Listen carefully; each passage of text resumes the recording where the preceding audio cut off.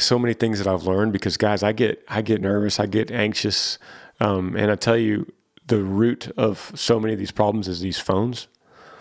And if you get there and you just look at social media long enough, you can go down these rabbit holes, and it really starts to mess you up. So one thing is limiting the phone use, especially in the mornings and evenings, and just limiting it during the day to allotted times.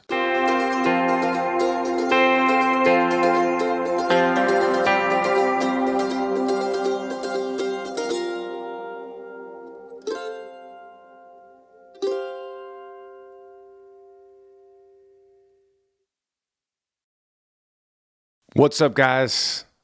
This is the Granger Smith Podcast, episode 27. Thank you for listening. Thank you for watching on YouTube. And if you haven't heard any other episodes, first of all, welcome.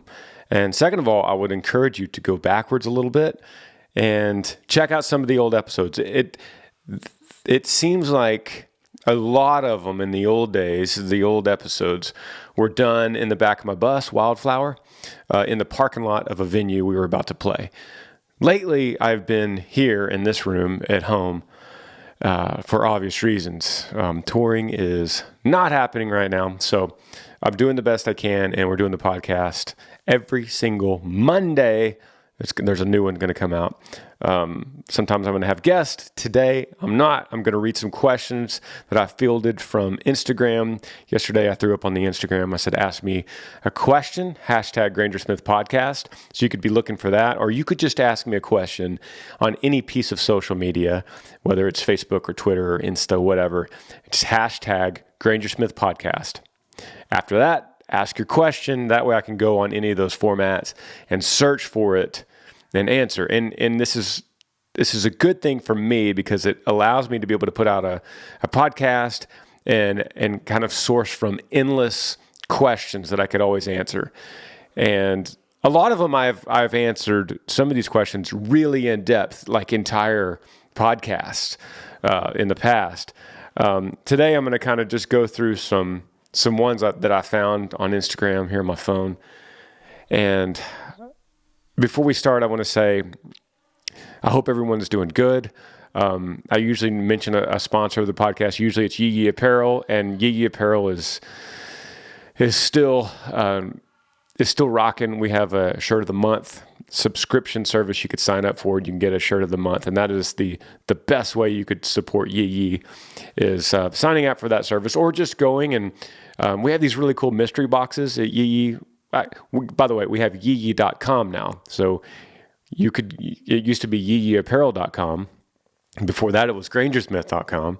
But now we have yee.com. So you could go there and you can get a mystery box that's basically, we find a shirt or a hat or different pieces that we have, and we will randomly fill it according to your size.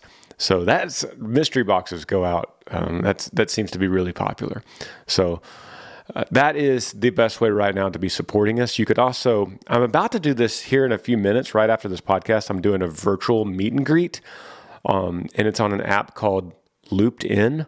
I've never seen it before until this morning, and this is set up through a radio station in Indianapolis. So they have 10 meet and greet winners, and they are going to log into this app the same time I do, and they're actually waiting for me right now because I just checked out this app, and it's pretty cool. So yeah, it says there's 6 people on standby and 9 people reserved, and it says I'm going live in 41 minutes. So that's pretty cool. So basically, I'm going to get on here and have a meet and greet. It's basically like Skyping or FaceTiming them. And then it sets a timer on it for, I think, at 2.5 minutes. So we'll chat for 2.5 minutes, and we could take a screenshot.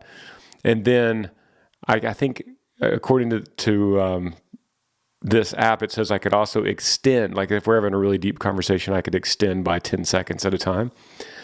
Other than that, I don't know anything about this. So I'll give you the feedback on this next Monday. But another way to get involved with me is through Cameo. And I've been doing a lot of these, and this is really fun. This is an app, or you go to cameo.com, or you can download the Cameo app. And this is a way you could you could book me essentially for me sending you a video message. So you book me and I go on and I could tell you or your friends or your spouse or your kids happy birthday, or maybe something encouraging during this crazy virus time. And so that I've been doing this for a few years, but during this stay-at-home thing, it's really been neat to be able to, so people could still get me to wish them a happy birthday or say, I'm so sorry that we couldn't see you on this tour date we were supposed to see you at. Happy engagement, happy graduation, congratulations on marriage, or just what's up. Or some people book it for themselves. Like some of my best fans, I've been seeing you guys booking and saying, hey, I miss you. And these are some of my front row fans that have been to 40 or 50 shows total. I mean, talking really hardcore fans. And so I'll see them on Cameo. And then it allows me to go on there and just say, oh my gosh, I miss you. I miss seeing your face on the front row, singing along to the songs. Because we would have these weekends where we'd go like Friday, Saturday, Sunday in different cities. And some of these fans will travel each night and make a whole weekend of it and travel along with the buses. And that is so cool. Fans are so amazing like that. Those are, it's like the 80-20 rule again. I wish I had, I would, basically 20% of all my fans will support me for 80% of what we do. And it's an amazing thing. How are you guys doing? How are you guys doing through this whole virus, this whole stay at home? I'd be remiss if I didn't at least bring it up. And because here we are several weeks in, I know people listen from all over the world to this, or at least they're on this podcast or my YouTube channels. How are you guys doing? Comment below or send me a message. It's really interesting to me to kind of keep up worldwide with different people and different cultures and different towns and villages and cities of people that are experiencing this all in different ways. Here I am, however many weeks we are, I've lost track of days, but I find it very alarming that all of our rights have been taken away, all of our essential human rights, freedom of religion and freedom of speech, freedom of right to bear arms and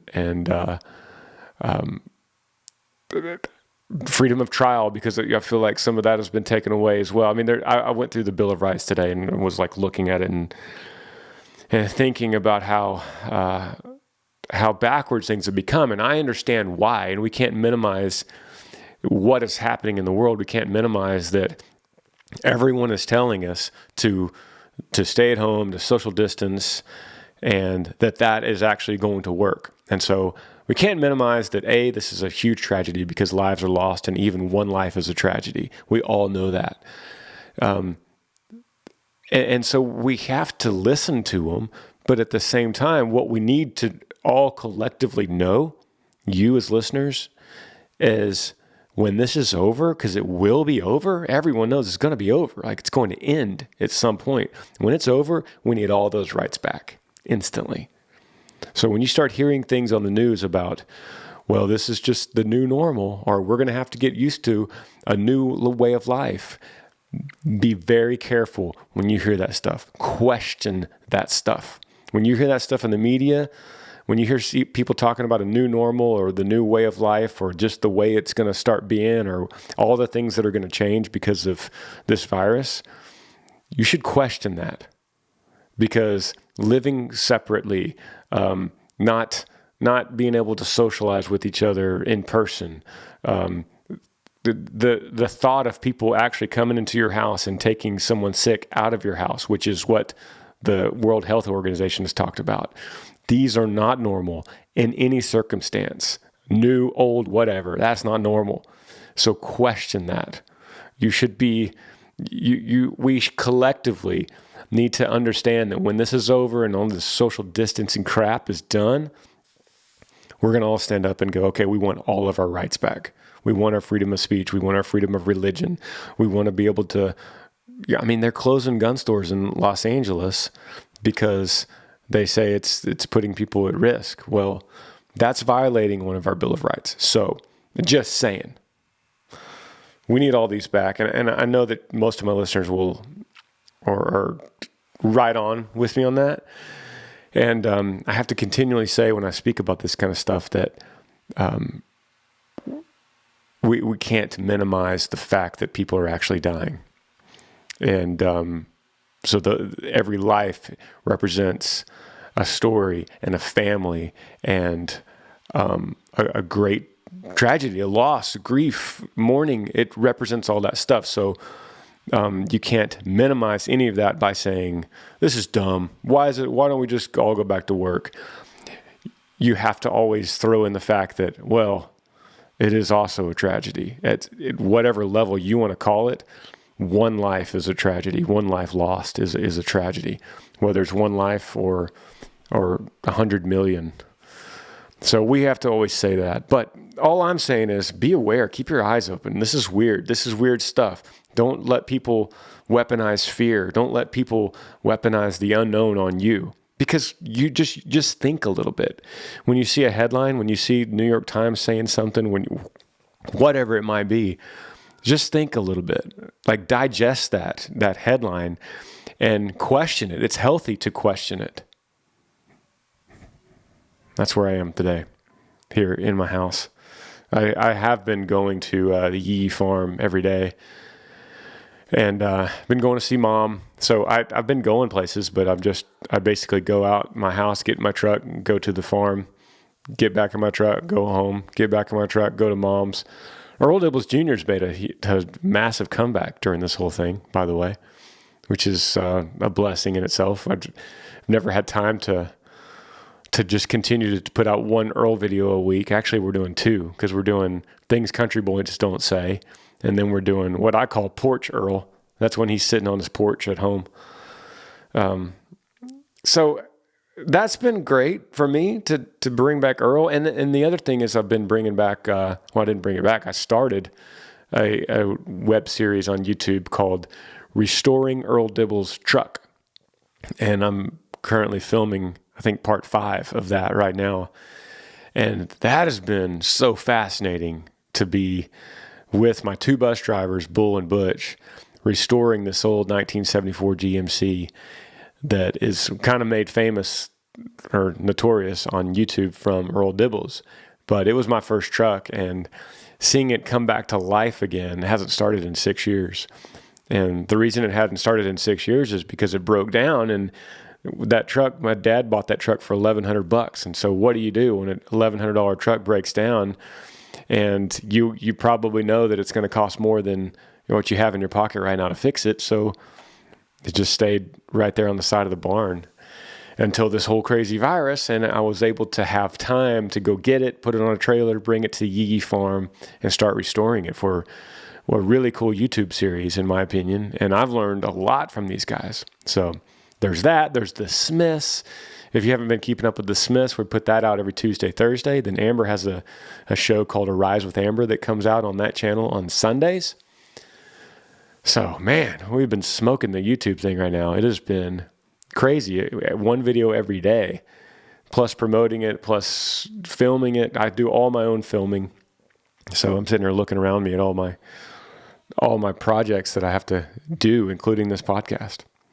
So there has been some positives. I've worked, definitely tripled down on YouTube and making videos and making content for you guys, because I'm trying to add value to you as the viewer and the listener. And yeah, it's cool to go Insta Live and play a couple songs in Insta Live. That's cool, but it doesn't totally add value. And so I'm really trying to build value through these web series and stories and trying to make some really nice looking content so that you guys could, it's basically an investment for me, investing because I'm not making money on it, but I could invest into these videos, into you, so that who knows, 6 months from now, we're back touring again. You might say, somebody might say, I'm going to go see that guy that restores the truck. I don't know who he is. I've never heard his music, but I've seen this Restoring the Truck thing on YouTube, and I like it. So I want to go see these guys in concert. And that's an investment I'm trying to pay forward.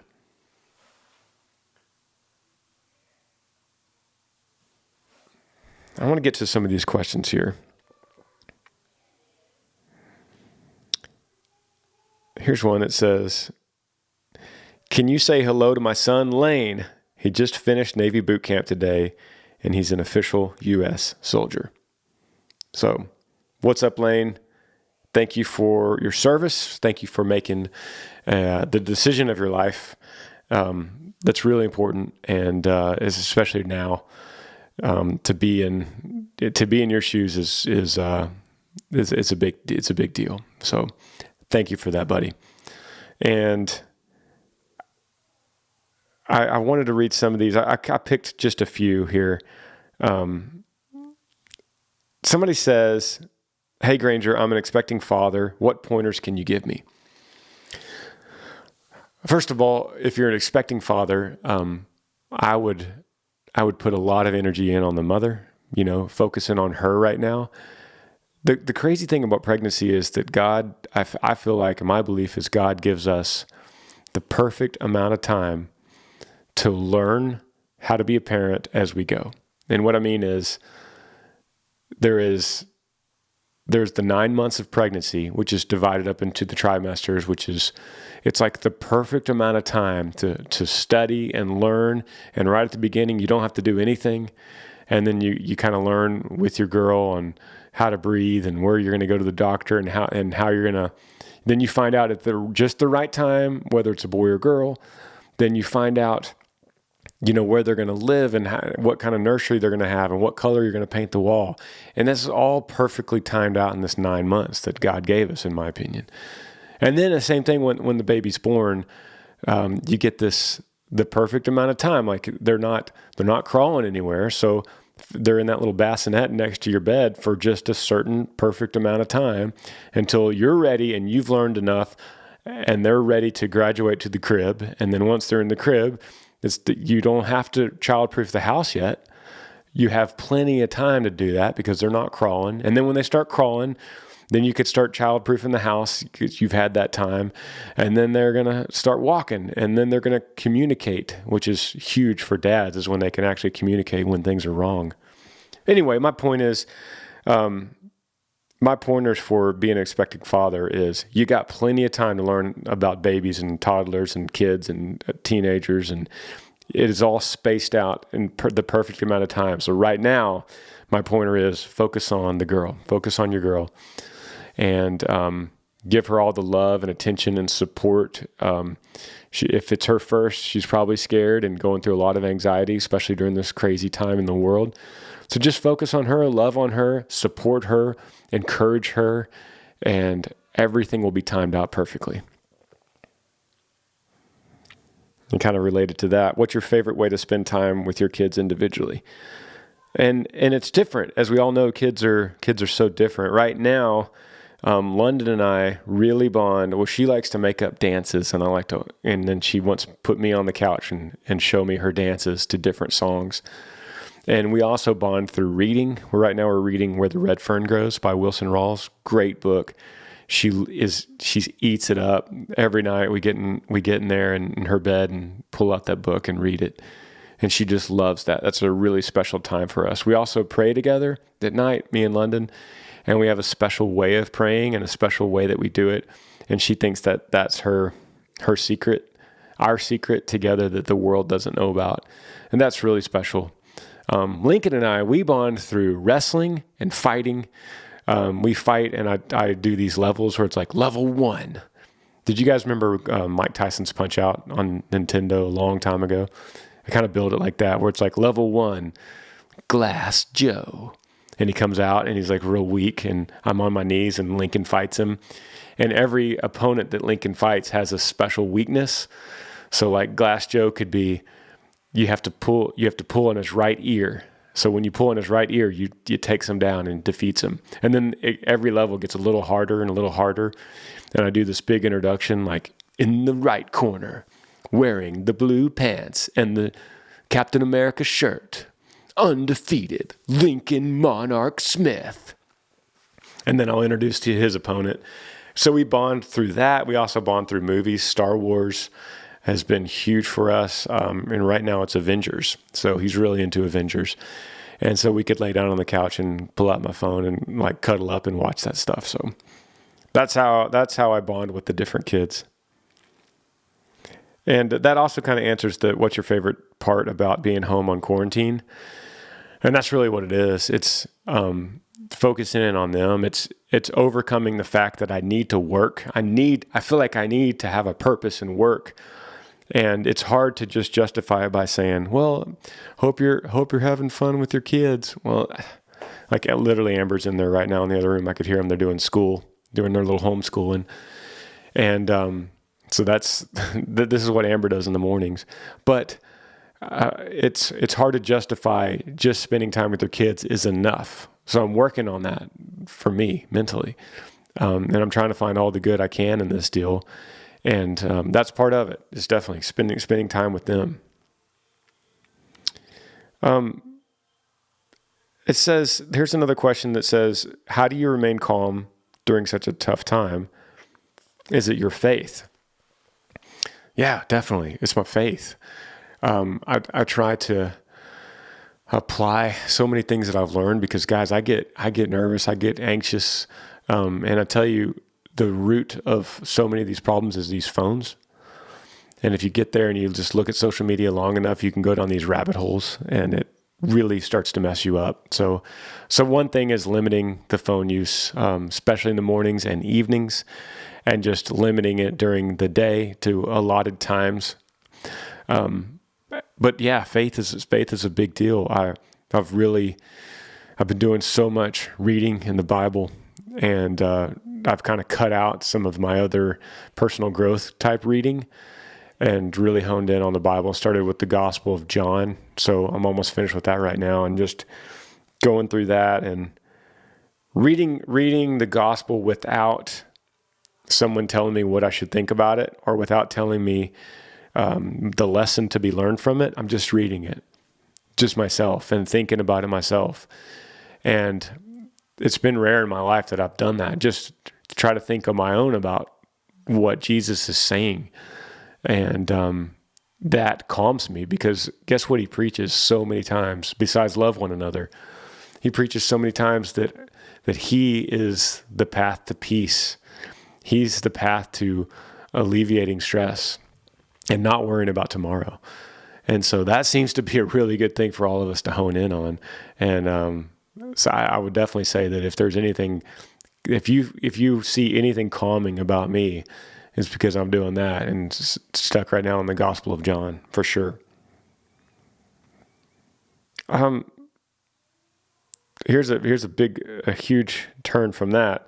What's your favorite firearm to use in both self-defense and hunting? And that's from Garrett on Instagram. And I carry daily. My daily carry is a Glock 42. It's a 380, and I love that. I love that little thing. It's very comfortable. It's very comfortable to fire. It's very safe. I feel really good about it. And so I love my 42. I also have a 43. I have a 26. I have two 17s. So I'm a Glock guy for sure. When it comes to hunting, I love my Remington shotguns. I also have a Remington 700 7mm 08 deer rifle. And that's been a gun that I grew up with. So I love that thing. And I have several others. I'm like my mind is scanning, like thinking, what's YouTube gonna hear right now? Demonetize or whatever. But yeah, that's a pretty good answer. I carry that 42 with me all the time. Here's one that says, what is your music goal and what do you want to achieve musically? And I've talked about this a few times on these podcasts, but this is something that I've definitely learned as I've gotten older, that I'm trying to not put goals in my life anymore. I've lived a life of having goals and trying to achieve these goals, and it's healthy and it's okay. But there is I've noticed some negative impacts on my life when I try to set too many goals, especially when you get a little bit older and you've achieved a lot of goals that you want. Sometimes you could reach a level of disappointment and missing the expectations that you thought you might have. And when you miss several expectations in a row, it's demoralizing to yourself. And then you start thinking that there's a problem when there might not even be a problem. The problem might have been that you set a goal that wasn't right. Because when you set a goal, there's nothing about a goal besides your brain shooting in the dark and saying, here's something, let's go for that. When in reality, if you're trying to be the best person you can, if you're trying to set out with a purpose of being the best version of yourself every day and incrementally growing that progression, then who's to say that that goal was way off mark? And it should have been something completely different hemisphere that's actually way better. But you couldn't possibly have imagined that at some point in your past, just setting a random goal. Like, I want to play music in stadiums. Let's say that's a goal. Headlining a stadium. That's a pretty awesome goal. But what if that was way off the mark of what it should have been? Like, what if doing a personal growth public seminar, speaking seminar, or something like that in a stadium was actually what I was able to achieve before musically selling out a stadium. And I would have had no idea, I'm just throwing this out there, but I would have had no idea in the past 10 years ago if I just said, I want to sell out a stadium. Because what happens if I didn't? Does that mean did I miss the goal? I failed on the goal? That sounds terrible. And this isn't about failure, because that's going to happen. Failure is just part of it. It's about not meeting an expectation and losing your gratitude. That's what's destructive. Because when you start losing gratitude and it starts falling below your expectations, that's when unhappiness sets in. That's when forms of depression start setting in. So that was a weird way to answer that question, but that's where I am right now. Trying to be the best person I can every day, incrementally. Judging myself on who I was yesterday in comparison to who I am today. What could I do? What little things could I do every single day to make myself better? That's the goal. Here's another one that says, what has been the best part of your YouTube channel? Oh my gosh, well, I love all my YouTube channels. That has been... I try to call myself, am I called a YouTuber yet? I don't know. I like that title, YouTuber, Granger Smith, YouTuber. I think that would be a really cool title. I don't think I've quite earned that title yet, but country music singer turned YouTuber, or country music singer morphed into YouTuber. I like that.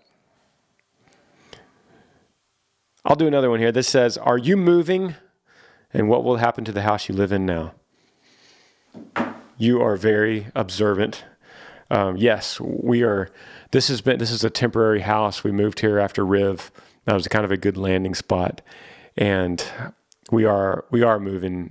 But this whole virus thing has really put things in a weird place. So I will be telling you way more about that on the Smiths. I'll be kind of revealing that. I've wanted to reveal it earlier, but everything is on hold right now. So there's more to come on that.